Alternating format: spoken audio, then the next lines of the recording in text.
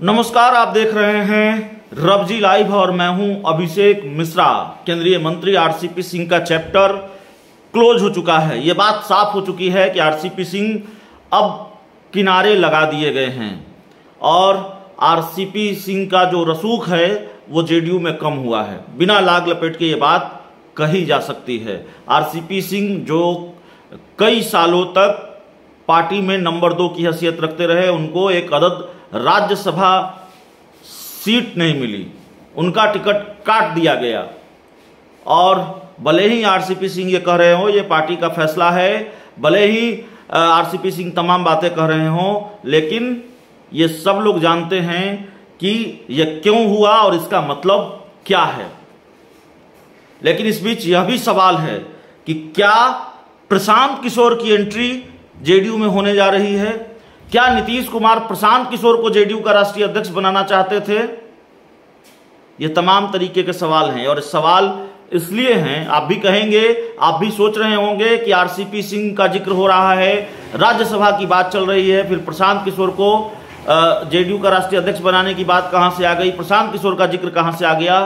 तो दरअसल डॉक्टर रिंकू कुमारी जेडीयू की नेत्री हैं और आरसीपी सिंह जिस इस्पात मंत्रालय के मंत्री हैं, केंद्रीय मंत्री हैं, उसी इस्पात मंत्रालय में हिंदी सलाहकार समिति की सदस्य हैं। वो लिखती हैं कि कार्यकर्ता तो एक बहाना है, प्रशांत किशोर को जेडीयू की कमान सौंपना चाहते थे नीतीश कुमार। इस राह में सबसे बड़ी अड़चन आरसीपी बाबू थे। प्रशांत किशोर की शर्त थी कि मुझे आरसीपी मुक्त जेडीयू चाहिए। आरसीपी बाबू के राज्यसभा टिकट कटने के बाद ऐसा लगता है नीतीश जी ने प्रशांत किशोर की शर्त मान ली है। पूरी उम्मीद है जुलाई 2022 में प्रशांत किशोर के सिर पर जेडीयू अध्यक्ष पद का सेहरा होगा। यह भी सच है कि राष्ट्रपति चुनाव के समय जेडीयू और बीजेपी की राहें जुदा होगी और एक नया समीकरण देखने को मिलेगा। नोट में यह लिखा गया है कि ललन सिंह, उपेंद्र कुशवाहा, झा चौधरी टाइप नेताओं की इतनी हैसियत नहीं है कि वे आरसीपी बाबू का पत्ता साफ कर सके। अब ये जो लिख रही हैं उनके बारे में हमने आपको बताया, जेडीयू की नेत्री हैं, हिंदी सलाहकार समिति की सदस्य हैं इस्पात मंत्रालय में और work at doctor of philosophy JDU leader लिखती हैं खुद को, असिस्टेंट प्रोफेसर हैं यूनिवर्सिटी ऑफ दिल्ली में। तो जाहिर तौर पर जेडीयू नेत्री खुद को बता रही हैं इस्पात मंत्रालय में हिंदी सलाहकार समिति की सदस्य हैं और वो साफ तौर पर लिख रही हैं कि प्रशांत किशोर की बात मानी है नीतीश कुमार ने।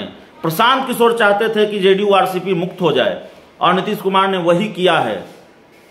ललन सिंह और संजय झा और तमाम जो दूसरे नेता हैं, उपेंद्र कुशवाहा, उनको भी बहुत कुछ सुनाया है। वाकई नीतीश कुमार ऐसा चाहते थे? ये बड़ा सवाल है। तो आरसीपी सिंह ने कुछ नहीं कहा है, लेकिन उनके समर्थक नाराज हैं और इस तरह का रिएक्शन सामने आ रहा है। तो इस पूरी खबर में इतना ही, इस पूरी रिपोर्ट में इतना ही। बहुत बहुत धन्यवाद।